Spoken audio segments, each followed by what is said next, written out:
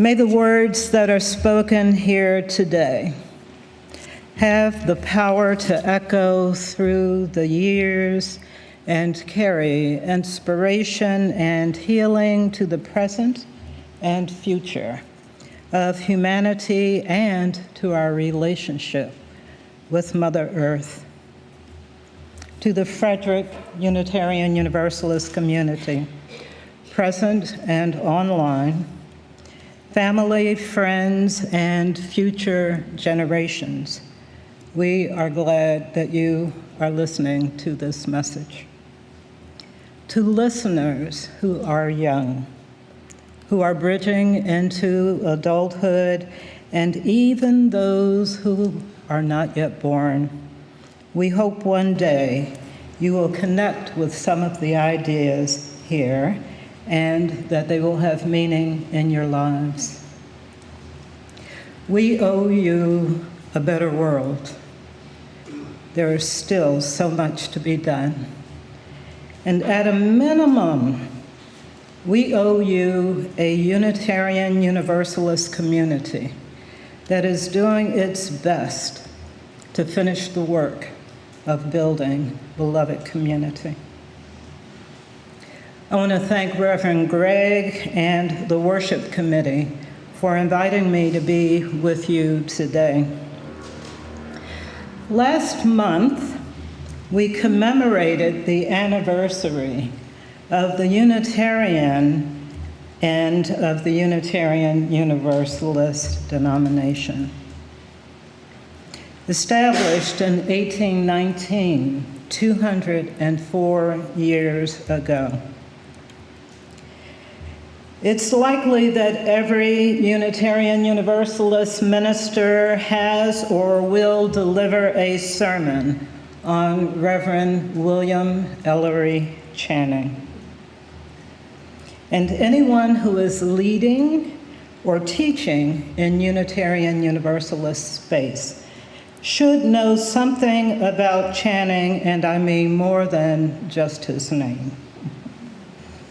So I'm speaking to you today not as an ordained minister or theologian, but as a member of the community and a tireless, unapologetic activist for social and cultural change.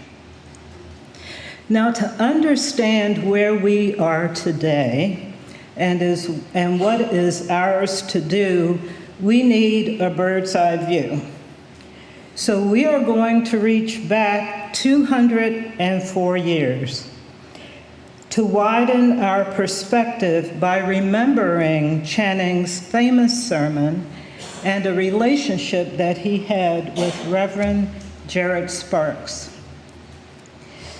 You have, the members of our congregation in Baltimore have been keepers of the flame of this story, and every year they commemorate this famous sermon, which was entitled Unitarian Christianity.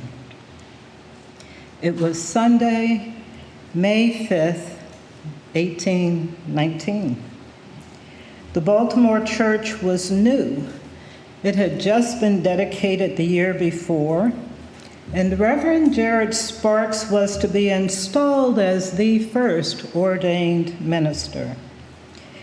At the time, the church was named, and listen to the name, the First Independent Church of Baltimore.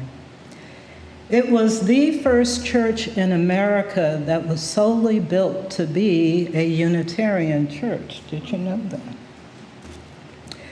The service was a big occasion. Plans had been made to deliver a national message that would define Unitarian Christianity, and the sermon would be published for the public. That Sunday sermon was intended to be, and it proved to be, a turning point that launched and established Unitarianism. Now, Reverend Jared Sparks had been inspired by Channing and mentored by him. And it's not enough just to mention Sparks as a new or young 30-something-year-old minister, because he would eventually go on to be elected as the chaplain of the U.S. House of Representatives. He was a historian and editor of a journal that was very influential in its time called the North American Review. He would go on to teach history at Harvard and eventually become the president of Harvard.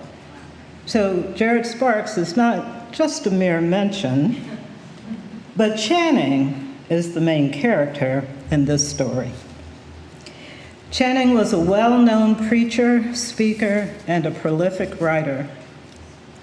About a decade after this famous sermon, Alex de Tocqueville, a French statesman and author of 2 volumes on democracy in America, wrote that he saw Channing as, and I quote, "the most celebrated preacher and most remarkable author of the present time in America," end quote.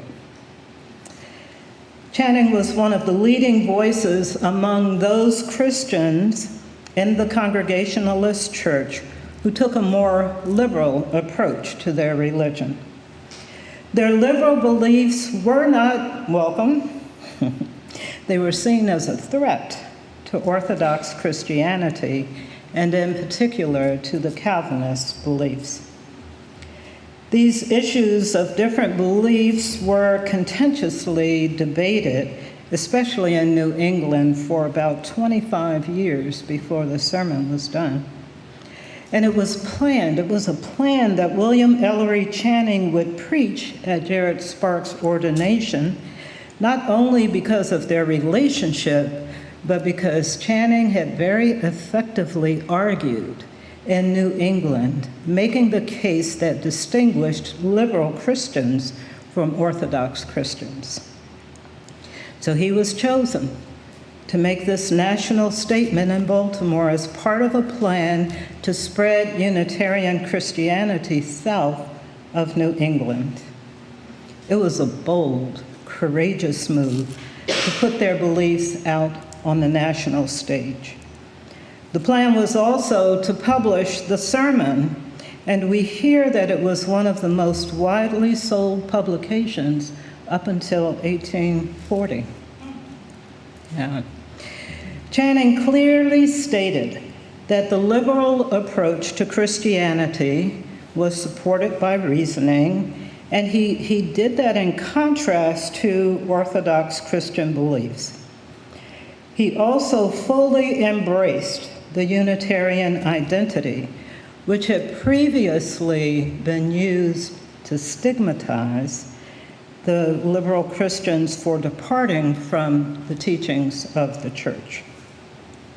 So Unitarians believed in the unity of God, and they did not believe in the Trinity, that Father, Son, and Holy Spirit were separate beings.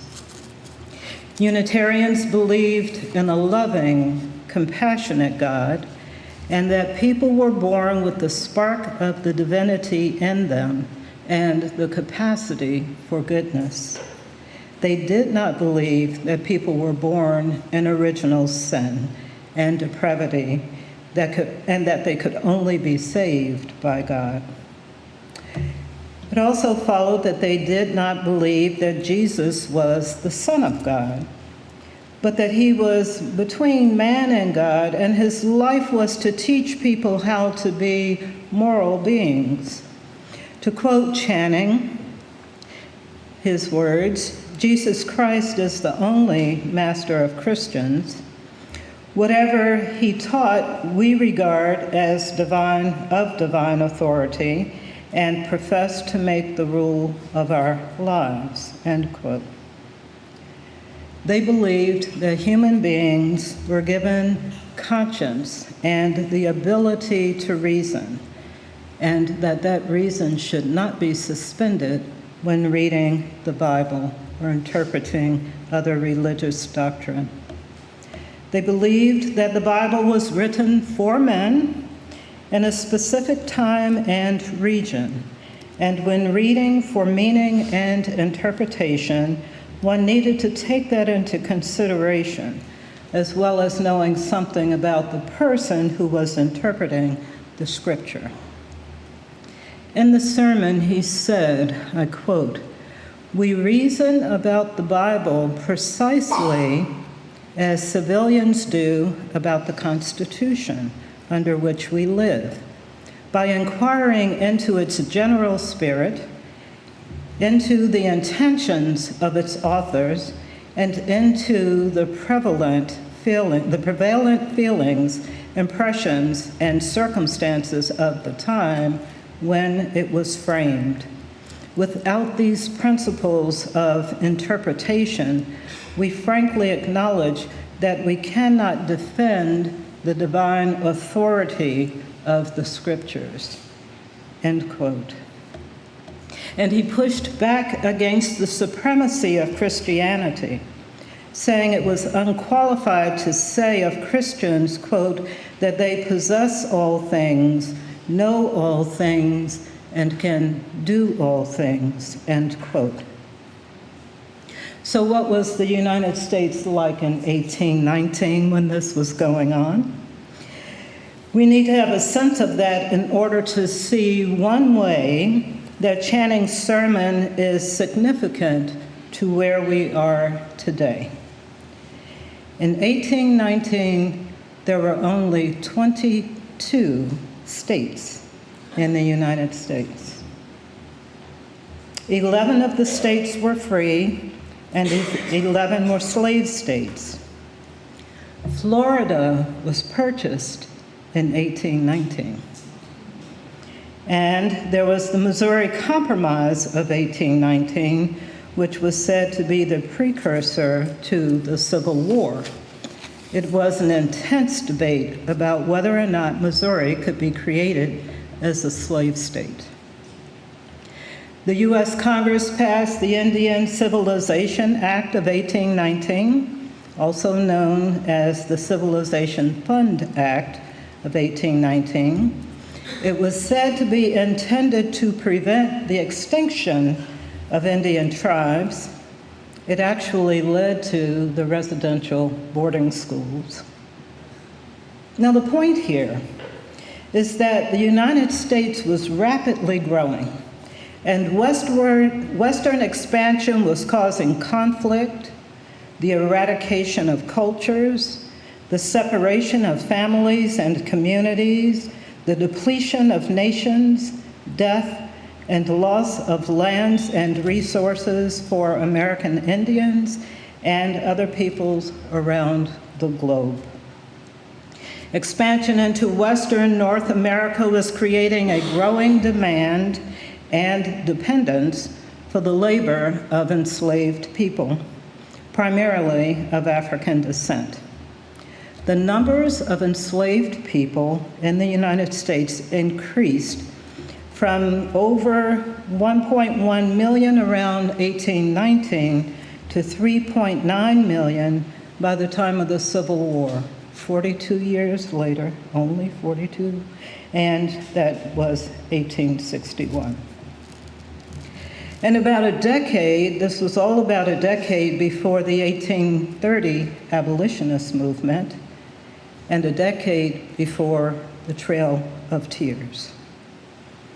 The United States was a country at the height of growing a European-American culture, a worldview, industries, and wealth, juxtaposed to some of the most cruel and dehumanizing conditions and oppression of non-European and non-Christian people. And this was state and church sanctioned. Channing's 1819 sermon was a liberatory message for liberal Christians who were choosing a different future. But the plight of Black, Indigenous, and people of color in this country was getting worse, and around the globe, actually.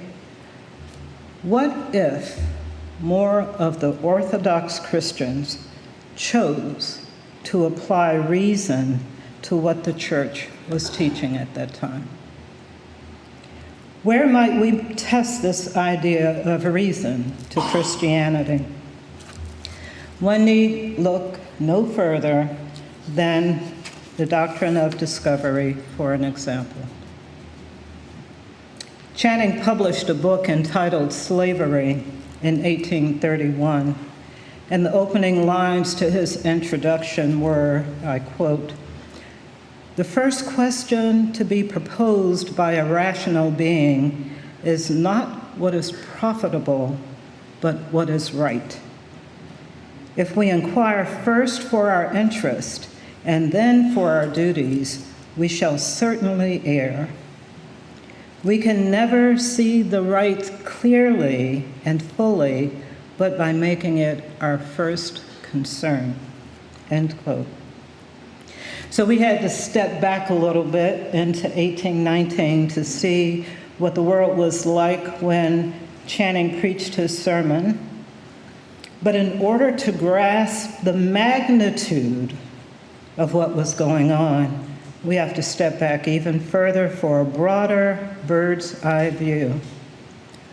The story of the United States cannot be understood without including and understanding the role that the doctrine of discovery played in the colonization of this country.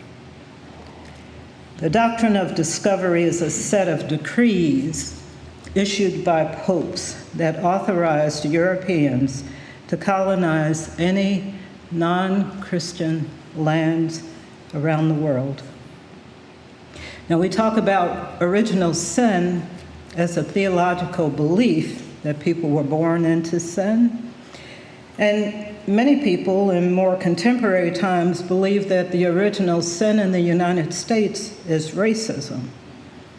In fact, some Unitarian Universalist ministers argued this point earlier in our anti-racism work because of the Unitarian Universalist theological position about not believing in original sin.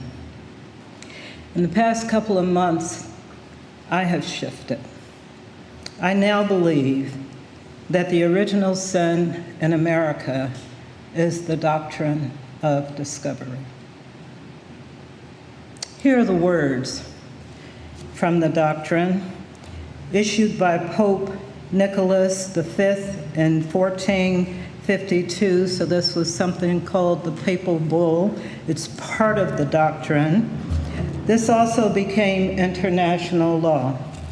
I quote directly, "We grant you, with our apostolic authority, full and free permission to invade, search out, capture, and subjugate the Saracens and pagans and any other unbelievers and enemies of Christ, wherever they may be, as well as their kingdoms, duchies, counties, principalities, and other property, and to reduce their persons to perpetual servitude," end quote. In 1454, another papal bull updated this to include all movable and immovable goods, and it changed perpetual servitude to perpetual slavery. So let's listen to those words again, because this is what so many of us are missing, and I think that this is what stands in between us and being able to build just, inclusive communities.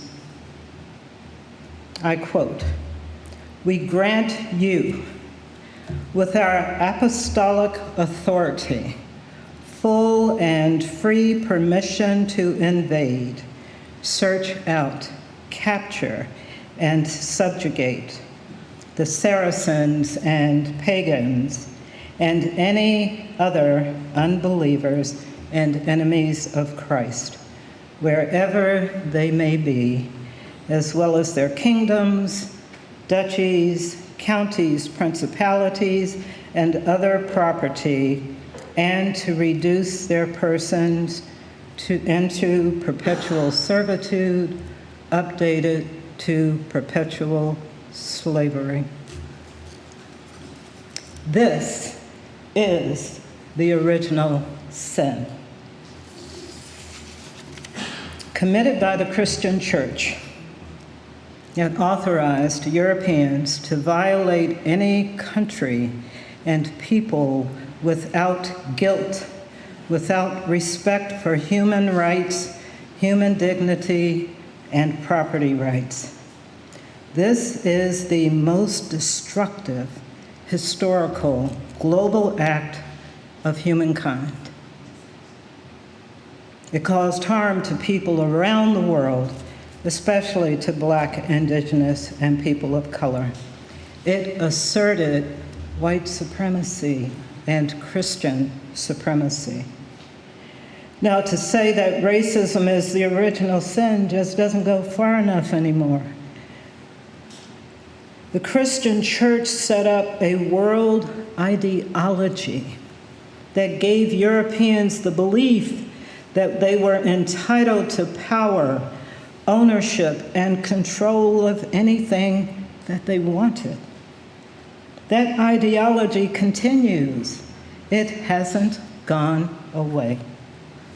The beloved community is a part of the antidote to this. And this is our work to do, and it should be the work of successive generations until we get this done. We should never let up. If we want to understand how to build the beloved community, we must face what put us in this situation. Now, I have to thank Dave Wyman, who is a member of the UU Church in Santa Fe, New Mexico, for the work that he is doing to help us to understand the doctrine of discovery. And when he gave his presentation to the Eighth Principle Learning Community in March, I was so troubled that I wanted to get up and leave the room, but I couldn't because I was running the meeting. It was so hard, it was so hard. But preparing this sermon has been a healing experience for me because I found a way to put it together. Now, we know that Pope Francis denounced the doctrine of discovery in March, uncanny timing here, in an effort to reconcile with Indigenous people in Canada. Well, that's good. But if most people know little or nothing of what the doctrine of discovery is about, we are and we will miss a tremendous opportunity to bring healing to the wider human family. The doctrine of discovery must be taught to Unitarian Universalists, and it should be taught to all people who live in the United States. I actually think it should be taught in schools around the world, and it may be, I don't know, but we need to learn it. Georges Aramis, an Aboriginal leader from Canada, said, quote, "Where common memory is lacking, where people do not share in the same past, there can be no real community. Where community is to be formed, common memory must be created," end quote. So today I find myself listening to a number, quite a few now, of people who seem to be part of a growing movement away from Orthodox Christianity. And it's interesting to hear these people who are applying reason to their reading of the Bible and other doctrines, and they are deconstructing and reconstructing their religious beliefs and liberating themselves from Orthodox Christianity. Their discussions sound very similar to the discussions that were being held by Unitarians in 1819. What if more people had done it then? Some of these people are even calling themselves Universalists. It's fascinating. I wonder if the liberal approach to Christianity had been dominant, how might we be different as a nation? What if Christians had applied reason to their moral arguments following 1819?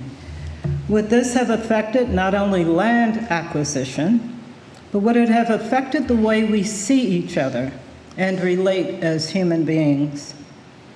If they were encouraged to use reason rather than self-interest, would they have chosen a future of right over profit?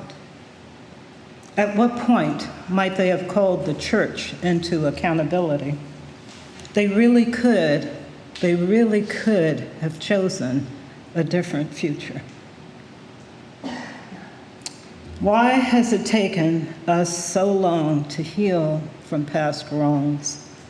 So much of what we have witnessed and experienced throughout our lives is part of the ongoing effort to resolve the predicament that we find ourselves in from a history that is not well known and certainly one that is still unreconciled. We have all participated in this dynamic, whether through our engagement or through our indifference. We choose the future. It's almost that simple. We choose the future. We, Unitarian Universalists, choose beloved community. And at this moment in Unitarian Universalist history, we are at another turning point where we will transform the future. This moment for us is not unlike 1819, when Channing's sermon defined the future of Unitarianism. We too are defining the future of Unitarian Universalism in these current times. We are a covenantal community that values pluralism, in that we don't all believe the same thing. We do not have religious creeds, but we do share values and covenants. Our president, Reverend Susan Frederick Gray, told us that, I quote, "This is no time for a casual faith. As Unitarian Universalists, we are first and foremost religious communities that practice love as our foundation. We are living in times of heartbreak, violence, and pain. And in this time, we need communities that remind us of our humanity. We are living in a time of tremendous opportunity and needed change, and the health and strength of our communities and our commitment to this theology of love and justice and interdependence is crucial," end quote. So I invite us into a stronger unity, a deeper healing, and a greater sense of our ability to transform ourselves and a piece of the world. I want to close with a responsive reading that you have in your order of service. And these are our proposed values and covenants. As I said, we are at that moment in our history where we have an opportunity to transform Unitarian Universalism for the future and for generations to come. As we read these words, listen. Let's open ourselves to a larger collective voice, not our own individual voice. And if you really listen, you can hear the beloved community speaking, calling us to grow deeper and wider into the promise of Unitarian Universalism. I will read the black font, and if you will respond by reading the blue. Our values and covenants proposed. As Unitarian Universalists, we covenant congregation to congregation and through our association to support and assist one another in our ministries.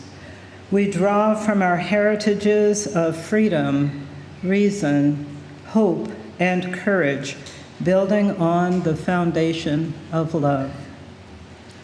Love is the power that holds us together and is at the center of our shared values. We are accountable to one another for doing the work of living our shared values through spiritual discipline of love. Interdependence. We honor the interdependent web of all existence. We covenant to cherish Earth and all beings by creating and nurturing relationships of care and respect. With humility and reverence, we acknowledge our place in the great web of life and work to repair harm and damaged relationships. Pluralism. We celebrate that we are all sacred beings, diverse in culture, experience, and theology. We covenant to learn from one another in our free and responsible search for truth and meaning. We embrace our differences and commonalities with love, curiosity, and respect. Justice. We work to be diverse, multicultural, beloved communities where all thrive. We covenant to dismantle racism and all forms of systemic oppression. We support the use of inclusive democratic processes to make decisions. Transformation. We adapt to the changing world. We covenant to collectively transform and grow spiritually and ethically. Openness to change is fundamental for Unitarian and Universalist heritages, never complete and never perfect. Generosity. We cultivate a spirit of gratitude and hope. We covenant to freely and passionately share our aid, presence, and resources. Our generosity connects us to one another in relationships of interdependence and mutuality. Equity. We declare that every person has the right to flourish with inherent dignity and worthiness.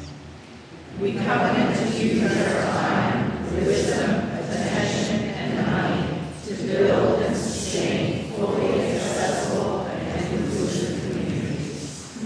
Yes, we get to choose the future. Will we choose beloved community?